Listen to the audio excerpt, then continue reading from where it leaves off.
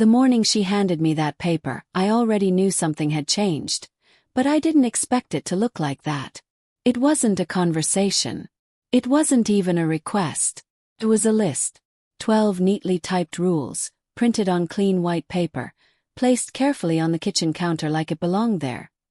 Like it had always been waiting for me. "If you're going to stay here," my daughter-in-law said calmly, "these need to be followed." I didn't argue. I didn't raise my voice. I didn't even react the way most people probably would. Instead, I folded the paper once. Slowly. Placed it back on the counter, and walked to my room without saying a single word. Because what she didn't know, what she couldn't possibly understand, was that I had spent over 3 decades working with numbers, documents, and truth that hides between lines. And I had just read everything I needed to know. My name is Eleanor Whitmore. I'm 68 years old, and I've lived in this house for over 35 years. Every wall, every creak in the floorboards, every shadow at sunset. I know them all. This house wasn't just a place. It was where I raised my son. Where I stood in the doorway watching him take his first steps. Where I held my husband's hand in his final days. After he passed, the silence in this house felt too loud, too heavy. So when my son Daniel asked if he and his wife could move in just for a little while, I didn't hesitate. They needed help, he said. Just until things stabilized. That was 3 years ago. And somewhere along the way, things shifted. Slowly at first. Furniture moved without asking. My routines quietly replaced. My kitchen became our kitchen. And eventually, not mine at all. I told myself it was temporary. I told myself this was what family did. But over time, something else happened. Something I didn't admit even to myself. I disappeared. Not physically, but in every other way that mattered. I became the woman who stayed out of the way. The one who adjusted. The one who smiled and said, "It's fine," even when it wasn't. Until that list. That list changed everything. I sat on the edge of my bed and read it again.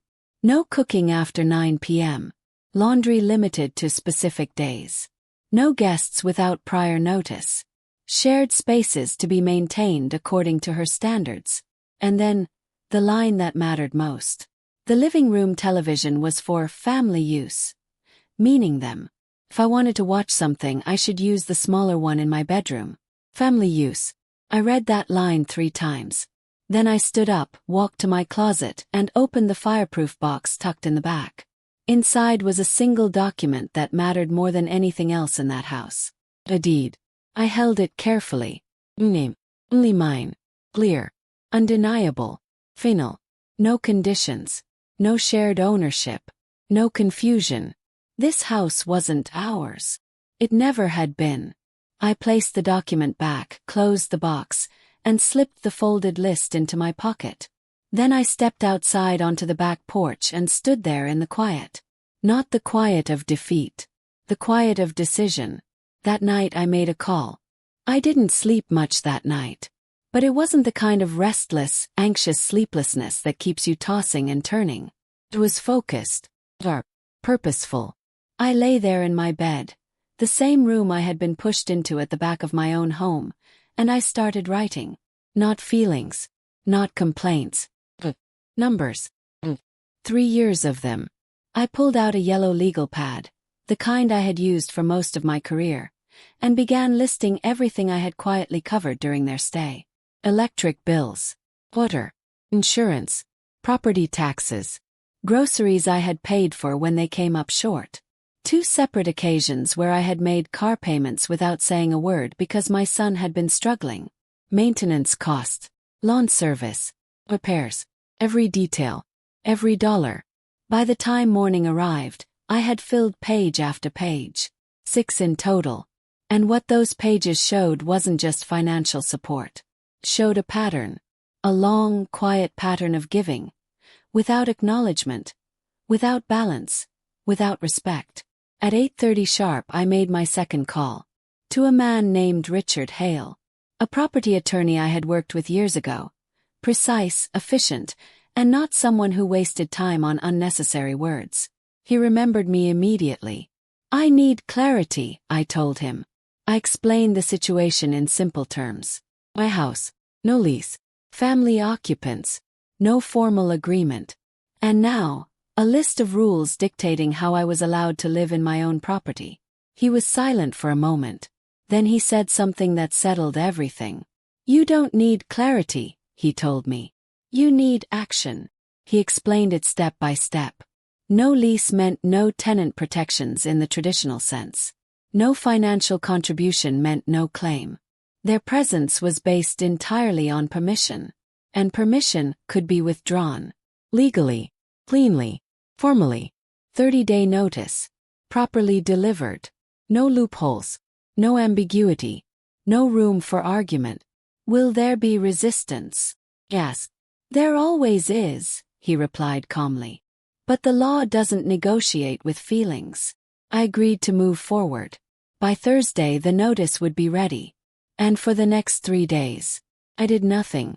At least that's what it looked like. I followed every rule on that list. I stayed quiet. I moved through the house like I always had. Composed. Predictable. But inside everything had already changed. I carried that folded paper in my pocket the entire time. Not as a burden, but as a reminder. A line had been crossed. And I was no longer going to pretend it hadn't. Thursday morning I left the house early. I drove to a small cafe a few minutes away, ordered coffee and sat by the window. I wasn't there to relax. I was there to wait. Because at that exact moment, something irreversible was about to happen. At 10:12 a.m. my phone started ringing.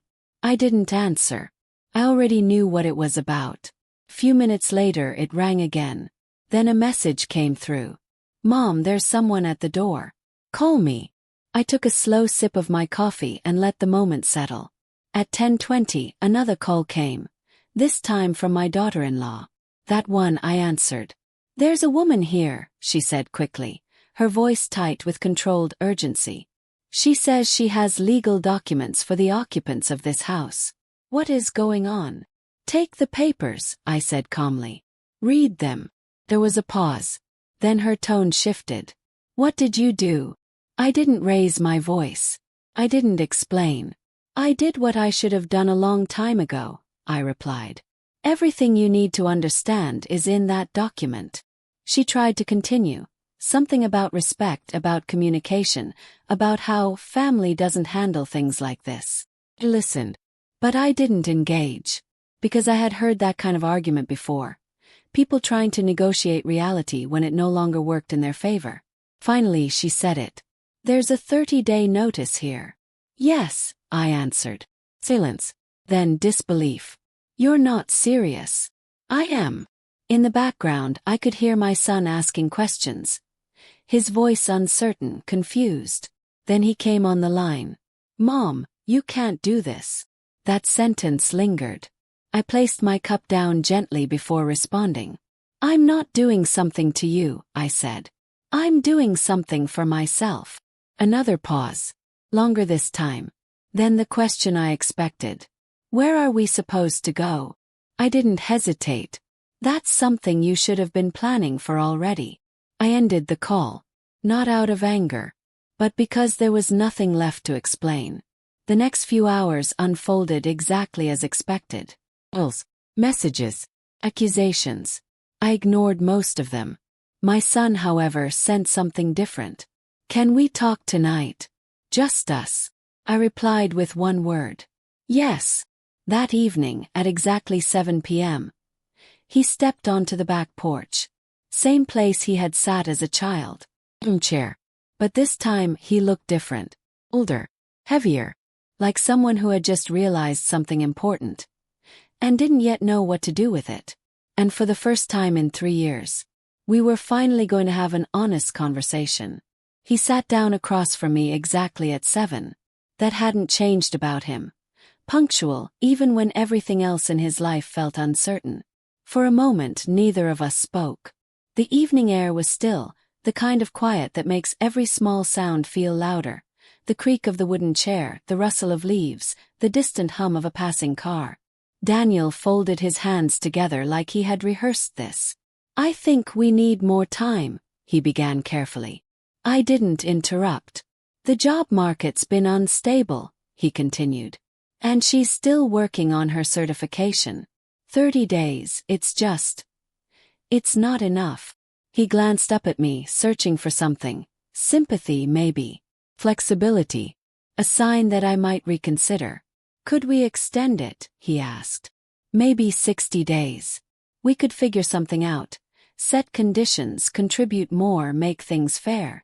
I let him finish. Completely. Because when someone is trying to negotiate from a place of pressure, the most revealing thing you can do is let them hear themselves. When he stopped talking, the silence returned. Then I asked a single question. How much do you have saved right now? He blinked, caught off guard. That's complicated. Give me a number. He hesitated, then said it. It was lower than I expected. And I had already expected it to be low. I nodded once. And your wife? Yes. How much does she have? He shifted in his seat, his jaw tightening slightly. I'm not sure of her exact balance. You don't know. She manages her own finances, he said, a little too quickly. I studied his face. 31 years of reading people had taught me this much. Truth has a rhythm, and hesitation breaks it. Daniel, I said quietly, there's something I need to show you. I stood, walked inside, and returned with a small stack of papers. Not everything I had prepared. Just enough.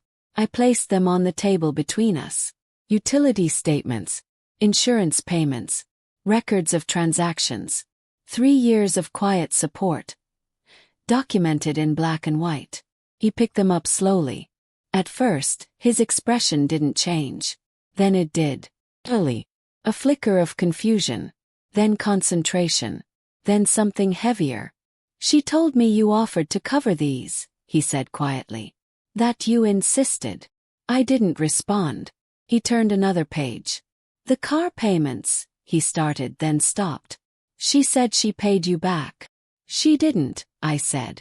The words landed softly. But they didn't need volume. He set the papers down. Pressed his hand flat against the table. The world around us kept moving, the breeze, the fading light. But something inside that moment had shifted completely. I didn't know, he said finally. I know, I replied. That was the truth. If he had known, things would have been different. Or at least I wanted to believe they would have been. We sat there as the sky darkened, neither of us rushing to fill the silence. For the first time in years, we weren't avoiding anything. Before he stood to leave, he paused at the doorway. I need time to think, he said. You have 30 days, I answered. He nodded once, and went inside. The days that followed weren't loud. There were no dramatic arguments. No slammed doors or raised voices echoing through the house. Instead, something far more powerful took place. Realization. Low. Steady. Unavoidable. Daniel started asking questions. Not to me, at least not at first. To himself. I could see it in the way he moved through the house. The way he paused before speaking. The way he began noticing things he had overlooked for years. 3 evenings in a row. He came to me with quiet, careful questions. About accounts. About payments. About timelines. Each time I answered only what I knew and nothing more. Because some truths people have to uncover on their own. Meanwhile, my daughter-in-law changed in a different way. She stopped speaking to me almost entirely. Where there had once been polite control, there was now tension. Tight, restrained, constantly simmering beneath the surface. She moved through the house like someone waiting for something to pass.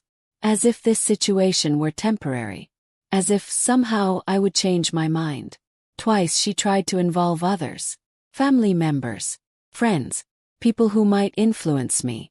But every time the outcome was the same. Facts don't bend under pressure. And I didn't repeat myself. Then one evening in the 3rd week, Daniel knocked on my door. He didn't wait long before stepping inside. He sat down, not looking at me at first. I checked everything, he said. His voice was calm. The accounts. The transfers. The payments. He exhaled slowly. There's more money than I thought. I said nothing. It's not just savings, he continued. It's a lot. Enough that things shouldn't have been this difficult. There it was. Not confusion anymore. Understanding. He looked up at me then. I feel like I've been living in something I didn't fully see, he admitted. You trusted someone, I said. That's not the same as being blind. He shook his head slightly. I defended her. Every time. Even when things didn't add up.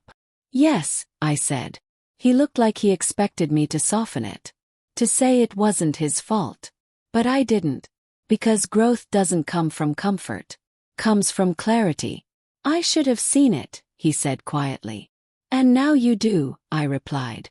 That mattered more than anything else. He sat there for a while longer, absorbing it all. Not angry. Not emotional. But still. That kind of stillness only comes after something breaks cleanly. Before he left, he said one more thing. I think I need to have a conversation with her. He nodded. I think you do. It didn't take long after that. Some conversations don't stretch out over days or weeks. They happen quickly, directly. And once they begin, there's no going back. 2 days later, I heard raised voices for the first time. Not loud enough to be called shouting, but sharp enough to carry. Short sentences. Interrupted replies. The sound of something unraveling. I didn't go toward it. I stayed where I was. Because whatever was happening wasn't mine to manage. An hour later, the house fell completely silent. The kind of silence that doesn't feel peaceful. Feels final. The next morning, I woke up to the sound of movement. Drawers opening. A step. Car doors. I looked out the window and saw them. 2 vehicles parked outside. Trunks open. Boxes being carried out. No announcement. No explanation. Just action. By midday she was gone. No goodbye. No confrontation. Not even a glance in my direction. Just absence. Daniel stayed behind. For a few hours at least. He moved through the house slowly, like someone seeing it clearly for the first time. Not as a shared space. Not as a place shaped by compromise. But as what it had always been. Home. Later that afternoon he came to the porch. I signed a lease, he said. A small place. Close to work. He nodded. That's good. He looked around, taking it all in, the porch, the yard, the quiet. I think I needed this, he admitted. Not just the move, all of it. Yes, I said. You did. He gave a small, tired smile. I'll come by, if that's okay. Of course, I replied. He left shortly after. And just like that, the house was mine again. Not legally. Had always been. But emotionally. Completely. That night I walked through every room. Slowly. Deliberately. I opened windows. Let fresh air move through spaces that had felt heavy for far too long. At 9:45 p.m., I stood in the kitchen. And made myself a cup of tea. Not because I needed it. But because I could. The first night alone felt unfamiliar.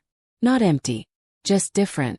For 3 years, this house had been filled with movement, voices, tension. Small, constant reminders that it no longer belonged entirely to me, even though it always had. Now there was only stillness. I walked through each room slowly, not rushing, not skipping anything. The living room came first. The couch had been pushed slightly off-center, something I had noticed countless times but never corrected. I moved it back, just a few inches. But it felt significant, like restoring balance. In the dining room, the table was still angled away from the window. That had never made sense to me. The morning light used to fall perfectly across that surface, warming the entire room. I placed my hands on the edge of the table and turned it back. Took less than a minute, but I stood there afterward for much longer. Sometimes reclaiming something doesn't require effort, just permission. The next morning, sunlight filled the room exactly the way it used to. Golden. Familiar. And for the first time in a long time, felt like home again. Daniel called later that day. His voice sounded different. Lighter, in a way that wasn't obvious, but noticeable if you were listening for it. "How are you?" he asked. "Good," I said honestly. "And you?" He paused before answering. "I think I'm starting to understand things better." We didn't talk about what had happened. Not directly. Instead, we talked about small things. His new apartment, the quiet, the way he was adjusting to being alone. Sometimes, healing doesn't come from discussing the wound. Comes from stepping away from it. He started calling more often after that. Short conversations at first. Then longer ones. We talked about his work. His plans. What he actually wanted for his future. Things he hadn't spoken about in years. Because somewhere along the way, he had stopped asking himself those questions. Now he was starting again. And that mattered. A week later, I did something I had been thinking about for a long time. Something I had postponed without really understanding why. I invited a few women from the neighborhood over for coffee. Nothing formal. Just a simple afternoon gathering. They arrived one by one, each carrying their own stories, their own quiet struggles, their own versions of compromise. We sat around the dining table, now back where it belonged, and talked. Not about gossip. Not about complaints. But about something far more important. Ownership. One woman mentioned her son had been encouraging her to add his name to her property documents. Another admitted she didn't fully understand the way her finances were being managed, but had trusted someone else to handle it. A third said she had been meaning to update her will for years, but never quite found the right time. I listened carefully. Then I reached for a notepad. And we went through it together. Not emotionally. Practically. Your name on something matters, I told them. More than conversations. More than assumptions. They nodded. Because deep down they already knew. They just hadn't acted on it. We talked about documentation. About clarity. About the difference between helping someone and quietly giving away control. And most importantly, about the idea that generosity is a choice, not an obligation. That afternoon lasted hours. Longer than I expected. When they left, something had shifted, not just for them but for me too. Because for the first time in years, I wasn't shrinking myself. I wasn't adjusting. I was simply present. And that felt new. A few days later, Daniel came by for dinner. He brought a small plant with him. "It reminded me of this place," he said, setting it gently on the porch railing. We sat outside as the evening settled in. The same porch, the same chairs, but a completely different energy. There was no tension, no careful conversations, no unspoken pressure hanging in the air. Just ease. At one point, he looked at me and said something I hadn't expected. "I started talking to someone," he admitted. "A counselor." He nodded. "That's good." He hesitated for a moment before continuing. "She asked me something that stuck with me." "What was that?" I asked. "When did you learn to stay quiet to keep things from getting worse?" The question lingered between us. Because the answer wasn't simple. And it wasn't his alone. "I think," I said slowly, "we all learn that at some point." He gave a small, understanding nod. "I think I got too used to it," he added. "Yes," I said. "You did." We didn't rush past that moment. We let it sit. Because some truths deserve space. Before he left, he asked something simple. "Can I come by for dinner sometimes? Not to stay, just to be here." Smiled. "You don't have to ask." After he left, I stood in the kitchen for a while, thinking about everything that had happened. The years I had stayed quiet. The things I had allowed. The moment I finally chose not to anymore. And what it had cost. 'Cause there is always a cost. Waiting has a cost. Silence has a cost. But so does change. The difference is, one takes something from you slowly. The other gives something back all at once. That list she handed me. It wasn't the problem. It was the moment everything became clear. Because sometimes people don't realize what they're asking for until you stop agreeing to it. And sometimes the most powerful thing you can do is nothing dramatic at all. No shouting, no fighting, no explaining. Just one decision, followed by action. And the quiet understanding that comes after. That what belongs to you was always yours.